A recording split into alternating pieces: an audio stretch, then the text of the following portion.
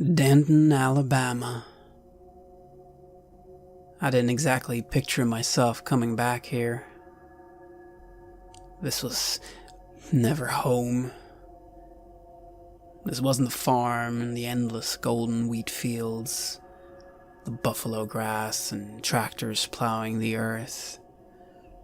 These weren't my friends. This was not Boise City, not Oklahoma. Denton was the orchard where my family toiled to keep us children fed. Denton was the school where I got into trouble, hanging around with Joe Schwartz and his gang. Denton was where I was that no-good Okie, and I showed them that they was right. No, Denton was never Oklahoma. Never home. But at least the sky wasn't blackened by dusters, making midday into midnight. Thank God for second chances and well-connected uncles. This is Red Moon Role-Playing.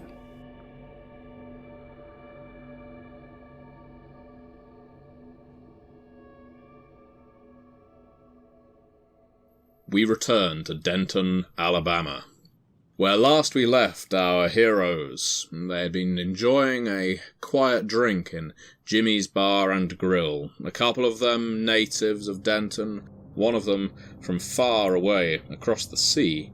None of them really have a great love for this town. One was drawn by family, another by work. And yet, here we are, called together at a point of emergency. A young woman clearly in distress, found in the doorway of the local watering hole. These three heroes standing over her, asking what happened, to which she responded that something terrible had happened to Chip Johnson at Makeout Point, and judging from the raked of talons across her chest and the blood oozing through her top, whatever had attacked her and Chip was dangerous indeed. And so we return at the point that she has just spoken and passed out on that doorstep. We need to call for help. Get the paramedics here. Call for an ambulance. I yell to Jimmy, call for an ambulance. Oh yeah, sure. He's already getting on the phone. In this part of, Denton doesn't have its own hospital. You think it's probably going to be a good 30 minutes, maybe even an hour before a wagon gets here, so you may have to do some stabilizing yourself. Definitely, yes. I look at her wounds. They're quite serious, yes? Are they life-threatening based on my knowledge of medicine? It doesn't appear to you, from what little you know of the manner of her attack, that anything has punctured an internal organ or scored her too deeply, but it has ripped at her flesh in 4 areas, and if the bleeding isn't stopped, she could bleed out. Jimmy, do you have a first aid kit? Sure, he tosses you one from the other side of the bar. Everyone now is paying attention. At first they were quite happy to blow this off as kids having fun, but now people are stood around, scratching heads, looking concerned, generally not sure what to do with themselves. There's a couple of guys pacing. There's a general sense of fear. What could have happened to this woman? Was she attacked, maybe by a gator, perhaps? I've been sitting on my chair, sort of watching from a bit behind, but when everyone starts gathering around, I feel like I'm kind of starting to get left out, and I go up and I join them around the girl, and I look down at her, and I look at those wounds. Has she been scratched by some kind of bird or something? Could be. It could definitely be. You're no ornithologist, but you don't know of any land-based creature that would scratch its victim like that, with fingers so far apart. It does appear almost to be like talons. You're just not sure. Certainly none of the local fauna that you're aware of would attack someone like this. So I say that out loud. Looks like maybe some kind of eagle or something swept down on her. I frown a little watching the scene unfold. I am letting all these young folk run over to this poor girl, but I am intrigued. Although this young man's concept of eagles seems preposterous to me. Eagles don't fly down and attack people. Her eyes snap open, and she starts babbling. And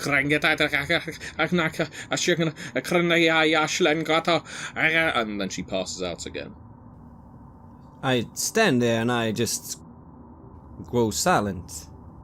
Anybody got any medical training? I'm beginning to apply the bandages and trying to stop the bleeding as best as I can. Of course, it's easier if there's help, so I'm calling for someone to come and help me. Is there anyone that answers the call? I step up and I say, well, sometimes we have accidents over at the skyscrapers and the construction sites. I'm trying to sort of take the scene, and maybe I can help out here.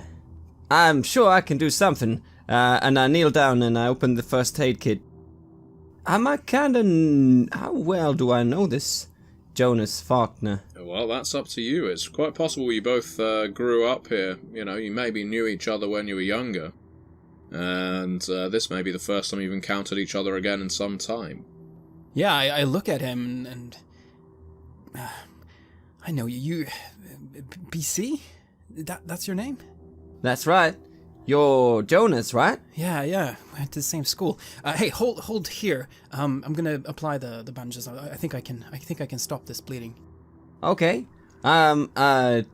Moving up and I'm trying to apply some pressure where he looked. I'm not completely sure about human anatomy and stuff like that, but maybe I can figure it out if that's where the blood's sort of oozing from. I'm gonna make you roll a medicine and intellect, please. I roll 5 d10s. Mm-hmm. And I get 1 success. A single success. That's enough to sterilize the wound and tourniquet it. You not stitched a wound up in a very long time, and so you're not even attempting to try. For the time being, you're attempting to just stuff it with bandage and wrap it up tightly and hope that someone with a little more training turns up to do the job properly. Yes, the professionals are coming, and my medical training is very basic, but hopefully this will help her avoid death here at the very least. It feels really good to be working with BC again, like we're on the same team again. I nod in approval to him, looking down at what we have created together here. Yeah, I'm thinking to myself that I didn't quite like him taking the lead on this. I would have preferred if it was me, sort of showing my skills and perhaps him backing me up. But I feel a sort of rivalry because he could always carry on with the football plays, a bit longer than I because of my injury. But it's still a relation. It's still, be it rivalry or friendship. But still, I nod to myself and I say, well, that's not too bad. No, there's a few whoops and hollers. People are clearly confident that you've stabilised this girl, but there's also a fair amount of worry too. Whether she's in shock, you can't tell, but she certainly seems to be acting feverish, which is very strange so soon after a wound. Her head is flicking left and right quite rapidly, and you can see tremors in her arms and legs. It's not what you'd imagine from a wound like this. It's as if she's suffering some great nightmare in her unconscious state. I'm watching the 2 younger men administer to this girl. It's quite a startling sight, really. But something is very strange, isn't it? The language she was speaking. I heard it. So strange. What is it? I'm thinking to myself. Is it like Latin or something from the Middle Eastern part of the world? Do I have any reference at all as to what this language could be? Let's go for an integrity and intellect roll. Indeed. I shall be rolling 7 dice. 2 successes. 2 successes, okay. You definitely feel like you've heard the language before, but you can't pinpoint it. It's as if it is from a dream.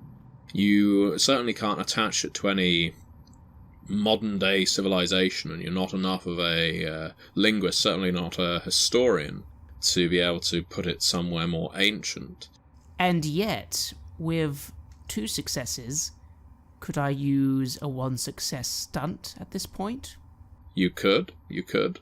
Could I use This Reminds Me, the stunt used when something just rings in your memory from some random book or some random part of your life, and you just remember a little extra information about something? Yes, you remember from where you've heard these words, and it was in a dream. It was definitely not within your waking hours. In those nights immediately following your own personal tragedy that for now the rest of the group don't know, you continued to suffer nightmares, and that felt completely natural to you. Why wouldn't you suffer nightmares after such a loss? But you recall in every one of those nightmares you were hearing gibberish words you just assumed meant nothing.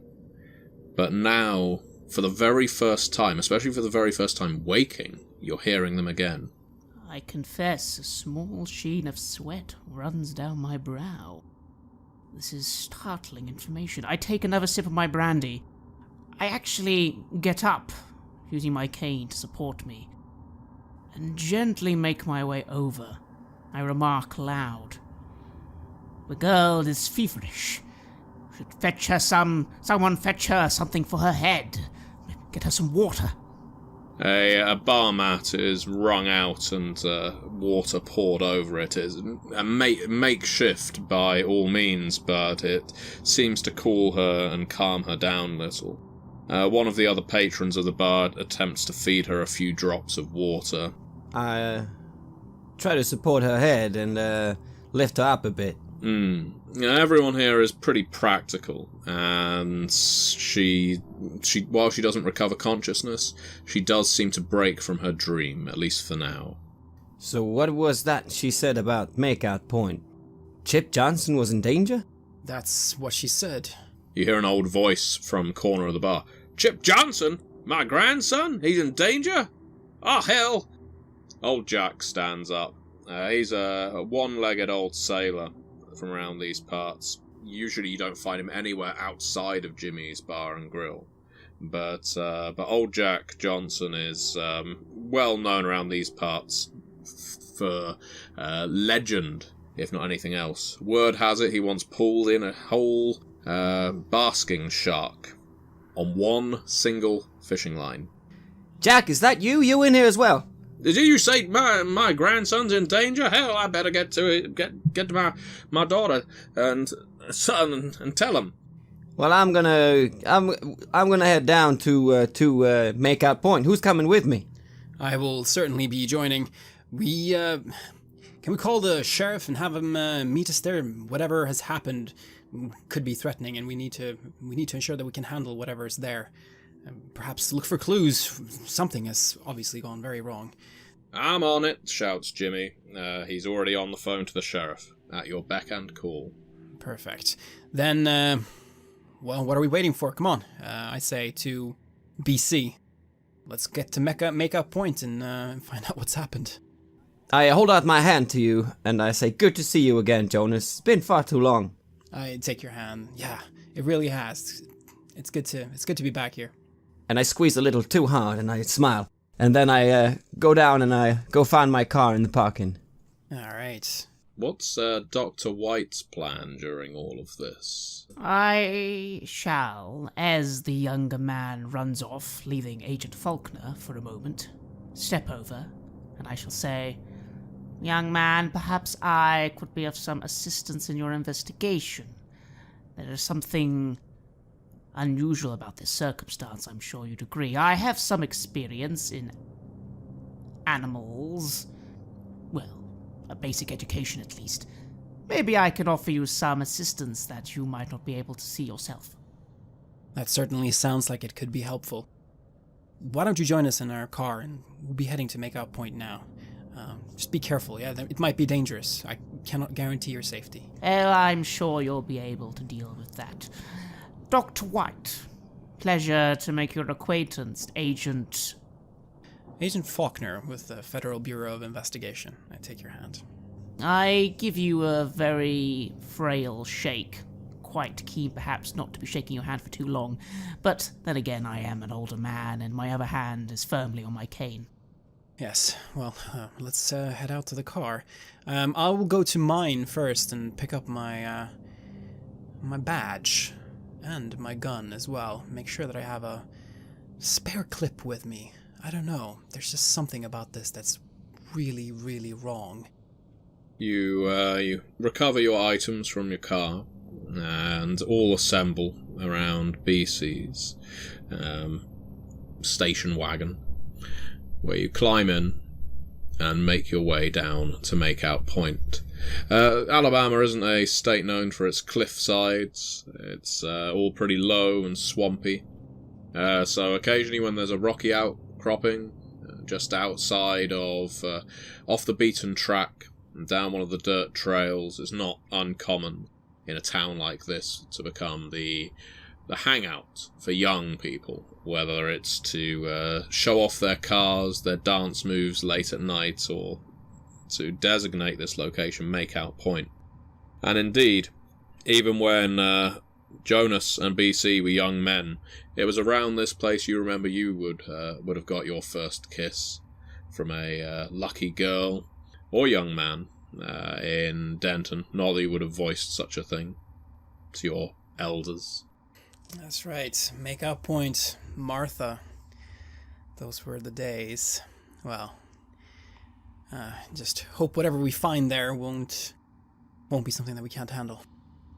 So who's in the car now? Is it it's me and the agent? I mean Jonas and the doctor. Yeah, as we come into to the car, this is Dr. White. He has some experience working with animals. He has some knowledge that may be of use to us. He has volunteered to join us. Indeed, boy. I believe I might be able to offer you some assistance in this matter. Don't worry, I'll keep out of the way, for the most part. I flash a big smile and I say, "Well, nice to meet you, doctor. You speak funny. Where's you from?" London. Have you heard of such a place, boy? Well, of course, you're talking about the capital of England. Exactly. I give him a very stern nod and seem to let the matter end there. So, what made you come down this way, doctor? Business. Well, that sounds a bit strange. There's not much business in Denton, especially with the fishing as low as it is. But he doesn't look like much of a fisherman either.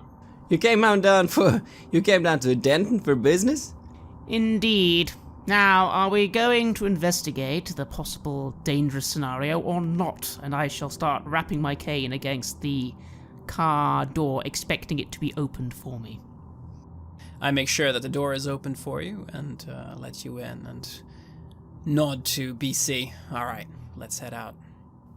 The drive to Makeout Point is peaceful enough. Certainly there isn't traffic on these kinds of roads late at night, and you only pass another car, a single car, heading in the other direction once. You reach Makeout Point, overlooking the sea, and you can see quite clearly Chip Johnson's open-top hot rod is sat there. The lights are still on and the engine is still running, but even as you pull up, you can see that Chip is nowhere in sight. Yeah, that's Chip's car, all right.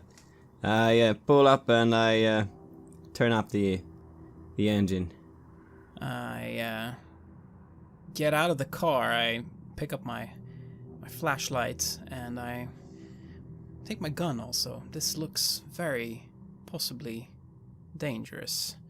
I start to move towards the car. Sir? Anybody there? You can hear something. You can definitely pick up something. Could you roll an integrity and cunning, please, Agent Faulkner? I can indeed. Integrity I have 1, and cunning I have 3. Gives me 4 dice. And I get 1 success. Okay, a single success. You can hear movement down at the water's edge. So a little further down from the rocky bluff that you're currently parked on. It could just be water splashing against the rocks. It might be something a little more. I look around as I come out from the car, and I go to open the door for the doctor. And I'll look around and I say, did she run all the way to the bar from here? And look, there's no sign of other cars, are there? No, there are not. Looking around, and there is a spotted blood trail that you can see from around where you're parked, and yeah, you think she probably did. That probably would have taken her at least 15 minutes at a full run. No wonder she passed out shortly after, given the wounds, but it could have been adrenaline that carried her feet. Well, I go over to Chip Johnson's car and look it over. There appears to have been a struggle. That much is clear. The driver's side door is not only open, it is wrenched almost off its hinge. Why that would even be necessary with an open-top car if trying to snatch someone from it isn't at all obvious. But part of the lining of the car's seat is torn, and as both you and Agent Faulkner sweep the area with torchlight and, of course, standing in the headlights of your own car, you can see there's a fairly thick smear of blood running from the car and towards the sea. God damn it. Someone almost tore this door straight off. I look at it very, very worried, and I start to move down towards the water where the blood trails are leading to, fearing that I will find the worst. Yes, I shall slowly get out of the vehicle, having the door opened for me by BC. So I'm going to ask Dr. White, who's taking the time to survey whilst the other two are stalking ahead, which makes sense given the nature of these characters, to do the integrity and cunning in this case for the observation of the area and whatever calculations you can bring forth. So if you get multiple successes, you can break them down into different clues. Bear in mind, if you're doing an investigation challenge like this, you will always start with 1 automatic success. Interesting. And then I roll my cunning and integrity, you said? Yes, please. Very good. 4 dice. Bear in mind, you do have 3 rewrites in your writer's pool as well, so if there are any dice that you want to re-roll, you feel free to spend those rewrites, although generally it's by common agreement with the rest of the group. I gain 2 successes, so as well as the raw information, I shall have 2 additional things I can do this scene. I get out of the car and begin to overlook the situation. I am particularly interested in the vehicle itself and these blood trails that go to the water. What do I get from my general observation of the scene? From your general observation of the scene, so here's your first interpretation that I'm giving you. Well, raw information is essentially what everyone else has already gained, but the one extra thing, and this is the thing that perhaps the other two didn't pick up on, is if the door was wrenched and someone was dragged out of this car, it would imply that whoever attacked was attacking from ground level and probably lower than the door, maybe even smaller than the car. As noted, if it was a large assailant, let's say a bear, you would imagine that the driver would have been pulled out of the car and the door wouldn't have been tampered with. But something at door level has pulled that door open through sheer force, so it could be something very small which doesn't run at all intuitively to your mind with any creatures that you're aware of. I will also use another of my successes to ask a question. The question is, what sort of force was required to force the door off in such a way? I'm pretty sure I can make a calculation quickly in my head. And this is the strange thing. Taking that brief time to examine the hinge, look at the damage done to the door, it's almost like it's been pressurized off. You're examining the hinge, and it's like something just filled the cavity between the metal and the fabric and just exploded it backwards. And as you examine the seat and the tears in it, that pressurized feeling again, you can see lots of strange Icarus liquid just coating the seat, and you're not, again, entirely sure what it is, but it's not dissimilar to an explosive, something that would be planted, charged, and then exploded. It's very, very strange. So almost as if it's not like the door was with a hand ripped off, but more that something filled the space, and the pressure caused it to buckle off. I very quickly I always carry a few little vials and samples on my person. I'm taking a sample of this strange substance on the car seats. Your theory is borne out when you realise there are no claw or talon marks on the door, which means either someone opened it with the handle with enough force to just wrench it off, or your theory is correct and it was pretty much exploded from its hinge. I will begin taking the sample. I've not said a single word at this stage. It's more like I've slowly hobbled over, been looking things over, and now you'd see me reaching into the car and starting to take a sample of something. Okay, so moving on to our other two who are walking down toward the beach. Well, I would have gone back to my car first and get the trunk open to get my crowbar. That would make sense for me. If there's such violence going on that there's, blood flowing out on the car seat and everything.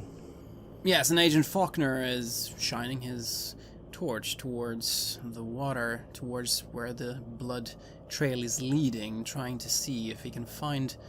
The body must have just been pulled into the shallow water there, surely. It must be here. I start to move closer.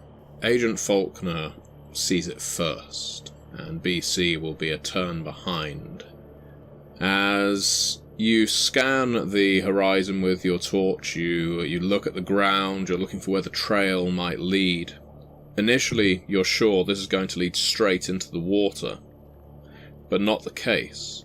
It's dragged down onto the pebbled beach and down the shoreline, just away, and you can see where it goes. The blood trail is thick enough that you're wondering if Chip could even survive such an evisceration.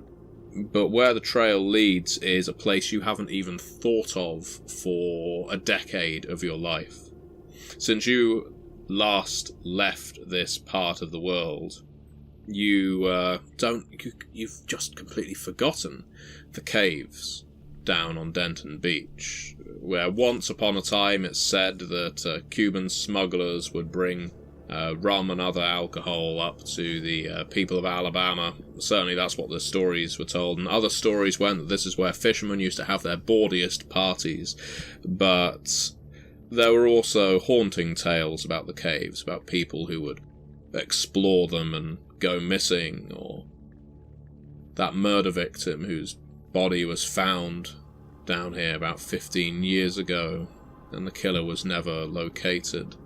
And that's where the blood trail goes, into that cave beneath Makeout Point's bluff.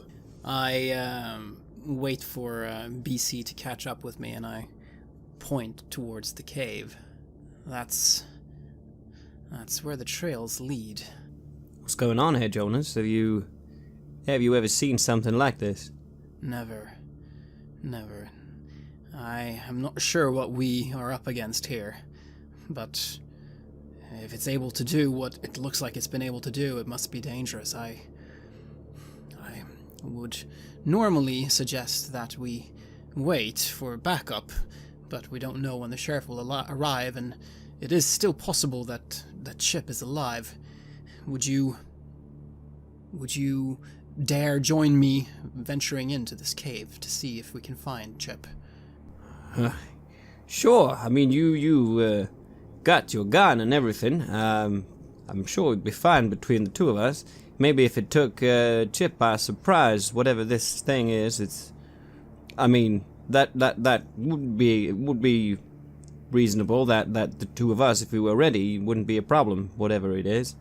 Yeah. You think it's some kind of bear or something? I don't know. There's only one way to find out, though, I say, a little bit dramatically, and I nod towards the cave, and I start taking the lead, shining my torch, and I have my gun in my other hand. It's at this point, having taken my samples, that I've appeared quite eerily behind BC, and in response to his last statement, I simply remark, "You are extremely naive, boy, if you think a bear did such things. No, there is far more here than we could possibly know. Come, we must investigate, but be ready, perhaps, to accept that your weaponry might not be of any use."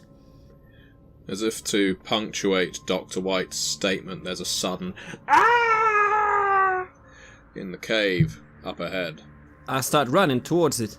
Come on, he's still alive. It sounds like it, yes. And I start rushing as well towards the caves. Is Dr. White hanging back? I will follow, but quite pointedly do so at a very slow, ambling pace. I'm in no rush to get there, but I will observe. Faulkner and Rosberg enter the cave, again, sweeping their torchlight around, trying to gain a sight. You remember them being pretty deep, and at high tide, pretty much inaccessible, so staying here for any duration would be dangerous, but right now your concern is for Chip Johnson and whether he's still alive in here. The blood trail tapers off, oddly, and there's no body at the end of it. You can go deeper into the cave, and therefore deeper underground, but you can see no body, no footprints, just a thick, gelatinous, ooze-like substance that seems to start where the blood finishes. I shine my light on it. Is it a substance that I have ever seen? I mean, I've seen men be messed up by artillery fire, blown to bits, pulverized almost. Is it that? Is it something like what I would have seen in the war?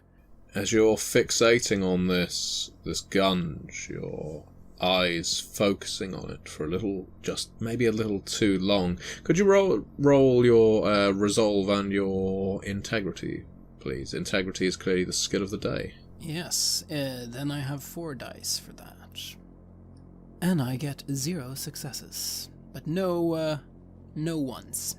You feel the need to get the hell out of the cave. You're not compelled to do so, but you do not want to be in here with this. We gotta get out of here, BC.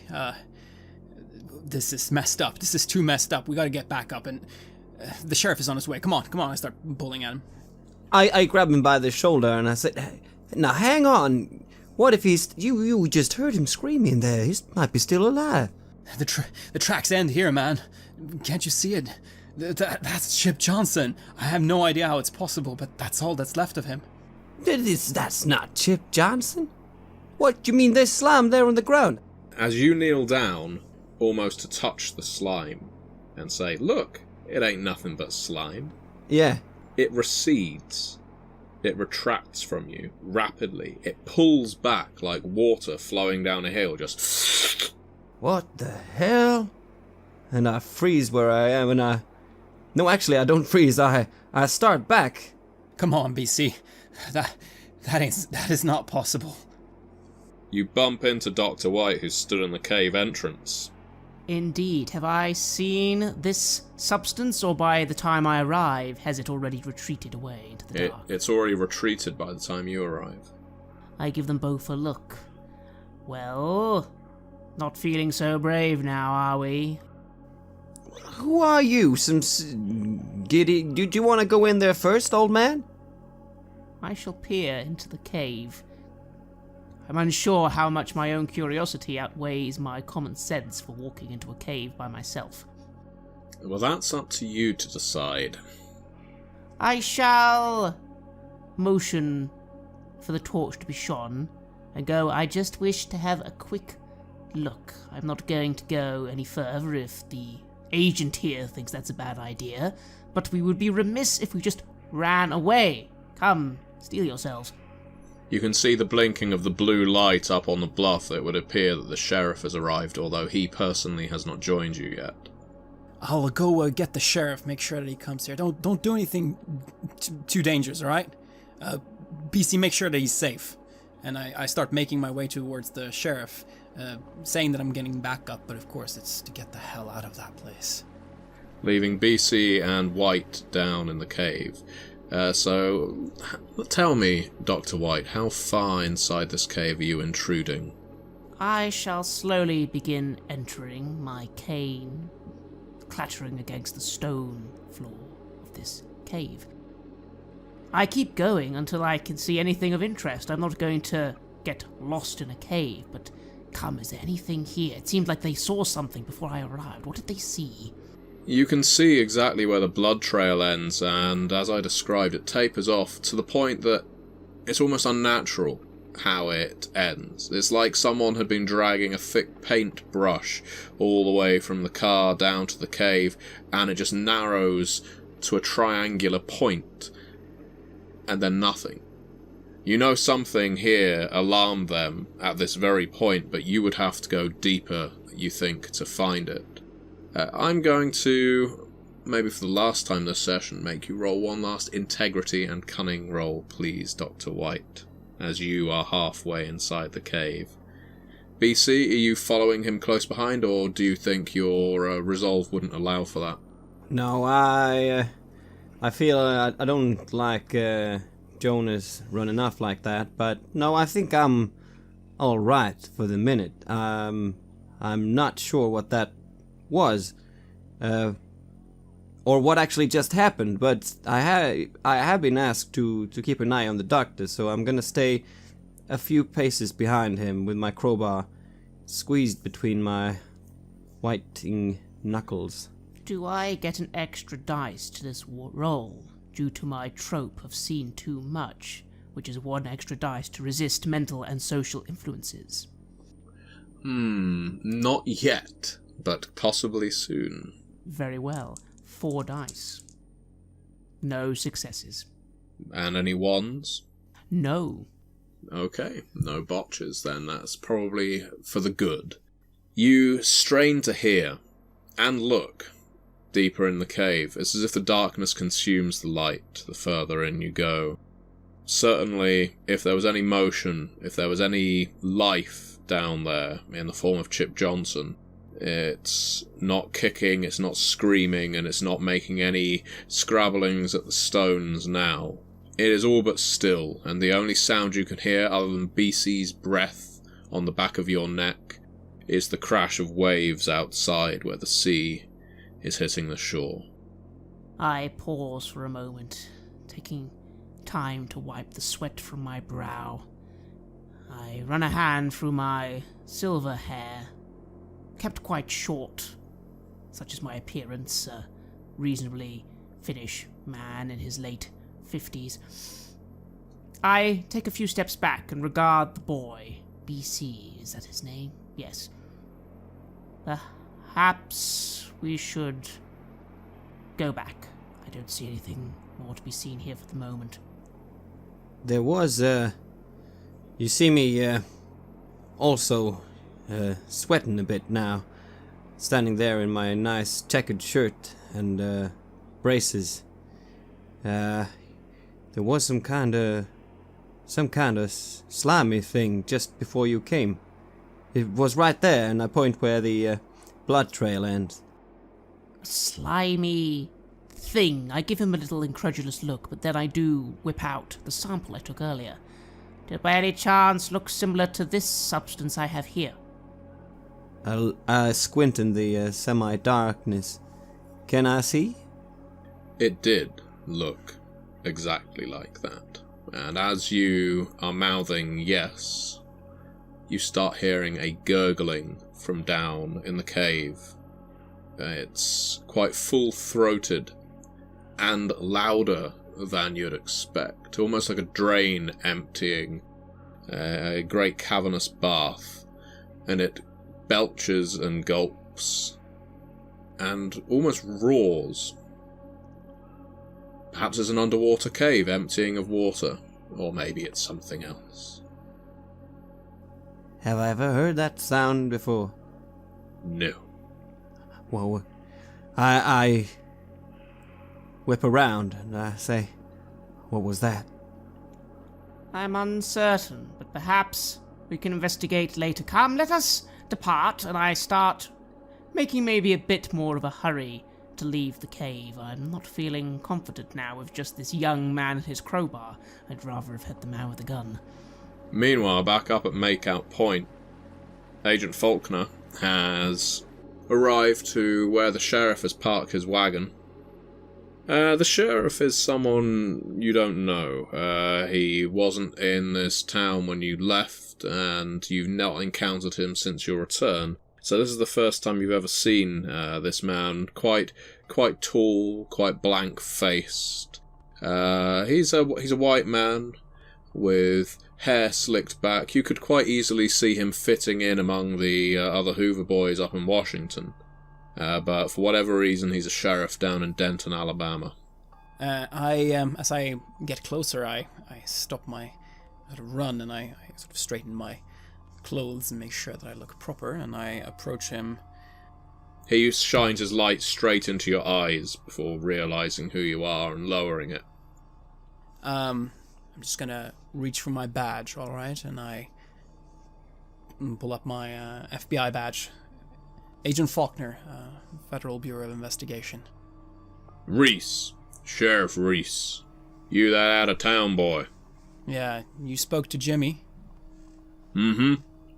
Said something had happened down at Makeout Point. I can see something happened, alright. Looks like, someone was attacked. Chip Johnson. Well, having a bit of a party. Mm-hmm. Chip Johnson, that's the name I was given too. Yeah. I'm waiting for my deputies to arrive, but what with it being late, that requires them to get out of bed, and none of them are fast movers, if you know what I mean. Ha ha ha ha! His laugh is definitely forced. Certainly, yes, I understand. We scouted ahead, me and some of, one of two of the people from the bar, and we followed the trails into the caves. You know the ones. Oh, I've heard of them. I can't say I've walked them myself, but I've heard of them, that's right. I suggest you go fetch your friends now. I don't want them interfering with my crime scene, you understand? While I have every respect for you Hoover boys, this ain't your jurisdiction. He is correct in that, of course. It is not my jurisdiction. I might be able to take command, but, well, of course. This could be something big. Yes. Perhaps this is even something that the FBI might be interested in. Your jurisdiction, you say? I believe that I was first on the scene here, and well, there are things that the FBI are investigating here. I believe we will take the lead on this, I say, and I use my license and registration, please, trademark if I can, to try to take jurisdiction of this from this local sheriff, if I can. Oh wow, okay, well this is probably going to be a roll with a complication or two. Because without going into details of what why you are entitled to take this case on, the sheriff is probably going to be quite reluctant. Therefore, you are going to require 3 successes or more in order to swing this with Sheriff Reese. But I wish you luck. You can... what skill did you attach, or attribute did you attach license and registration to? It was attached to command. Okay, so let's go for command and manipulation or presence would probably work, yeah. Great. Then I have manipulation 4, I have command 1, and license and registration. If I use that, that gives me an additional 2 dice. 2. Right? That's right. And if you succeed on this, and bear in mind you need 3 successes, you can take directorial control. So, I shall roll 7 d10s then. And I get 2 successes. Ooh, 2 successes. Do you want to use one of the rewrites in your writer's pool? You've got 3 in them, as no one's... Actually, you have failed 2 rolls since, and I have added them, so you do have 5 rewrites in your pool. This might be a good opportunity, if you think there is a cinematic that would be appropriate for this scene instead. I shall use the cinematic, yes. I shall use deleted scene. And we shall go back to before I came to the bar. I had a document prepared that gives me full jurisdiction of any maritime incidents that were to happen in this area. There's, of course, more to why I'm here than what I have revealed thus far. So, yes, I have prepared a document that I could use to persuade any local law enforcement that might get in the way that I have every right to fully investigate what is going on here. So with that document slipped into your glove compartment, we jump forward in time to where you are stood opposite Sheriff Reese, and again he asks you, or states to you, "The jurisdiction in this town is mine, Hoover boy. I suggest you and your friends go back to the bar or wherever it is you're staying." Well, I'm afraid that it's not quite that simple, you see, and I bring out the document. Here is the document that gives me jurisdiction of this area. You can show it to your superiors if you need to, but I assure you everything is as it should be, and this is an FBI matter, although you're very welcome to give us support and lend a hand as we investigate what has happened here. If you were intending on antagonizing the local sheriff, you succeed. The words you use certainly get under his skin, and as he's reading the letter from J. Edgar himself, it's making his lip curl in a sneer, and when you mention him going to his superiors, he practically spits in response. "That's enough out of you. Fine. This crime, whatever it is, it's on you, which means if you don't happen to solve it, that's on you as well. Yeah, you get the support of my deputies, Hoover boy, but I got other fish to fry." He pretty much scrunches your letter up and claps it back into your hand before turning his back on the crime scene and climbing back into his car. Yes. Well, that gives me a little bit of freedom here. I think as I put the letter back, I'm happy I had that prepared. And it looks like it was necessary. I suppose I feel a little bit more resolute, or a little bit braver again. I would say so. Now, as your other 2 companions join you back on the bluff just as the sheriff is driving away, quite inexplicably to them, this is where we're going to do a little bit of accounting. BC has suffered 3 mental injuries as a result of spotting exactly what happened with the ooze passing away. How that works is BC is classed as suffering just a mental flesh wound. Essentially, your mind is scratched, bruised, or otherwise superficially hurt. BC, all dice pools that fall within your archetype, so make a note which skills you picked for your archetype, will gain 1 die because you are suffering a mental wound. However, because we have just gained some resolve, I would say, not in a statistical sense, but as Agent Faulkner has just bolstered his confidence, he would have also suffered 3 injuries for seeing what he saw, but he's kind of put that to the back of his mind now. He's only suffering 2. Make a note of that, Agent Faulkner, because if you suffer another single one, you will also be just a flesh wound. And when it comes to Dr. White, he is only suffering 1 mental injury, which means he needs to suffer another 2 to reach just a flesh wound. If you keep that noted, because usually at the end of a scene I will tell you whether you have suffered any further injuries to your psyche, and if you have, that's going to send you in a spiralling path of greater dice pools, but a greater risk of losing your mind forever. So are we coming back to up there to see the sheriff take off? That's right. And as I come up and I see him get into his car and taking off, I look to Jonas and I say, where's the sheriff going? He's going to make sure the deputies get here. The FBI will take over the investigation here.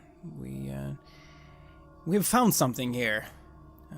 That much I think is clear to you as well. This is important to the Bureau, and I will come to the bottom of this.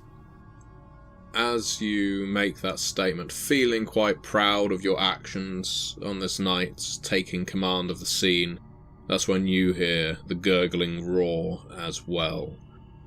It could just be water hitting the shore, hitting the bluffs in a curious way, but it sounds all too organic, all too animalistic, and all 3 of you hear it.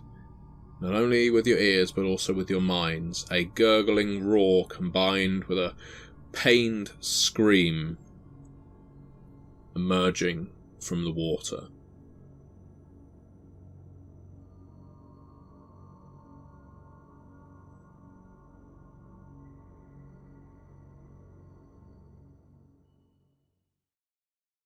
You have listened to an episode of Red Moon Roleplaying, where we played the campaign Terror at Makeout Point, for They Came From Beneath the Sea. Our Game Master was the Gentleman Gamer, Matthew Dawkins, who also created the game. They Came From Beneath the Sea is published by Onyx Path Publishing, and we would like to extend a big thank you to them and to Matthew for doing this actual play project with us. The music for this episode is taken from the Cryo Chamber collaborations Cthulhu, Yog-Sothoth, Azathoth, Shub-Niggurath, and Nyarlathotep, and is used with permission from Cryo Chamber. Please check out cryochamber.bandcamp.com or their YouTube channel for more of their lovely dark ambience. Finally, a big thank you to all of our Patreon backers. Creating all of this content would not be possible without your generous support on Patreon. You give us loads of energy, you help us cover our costs, and you open up time for us to record and edit. So, from the bottom of our hearts, thank you ever so much. See you again soon.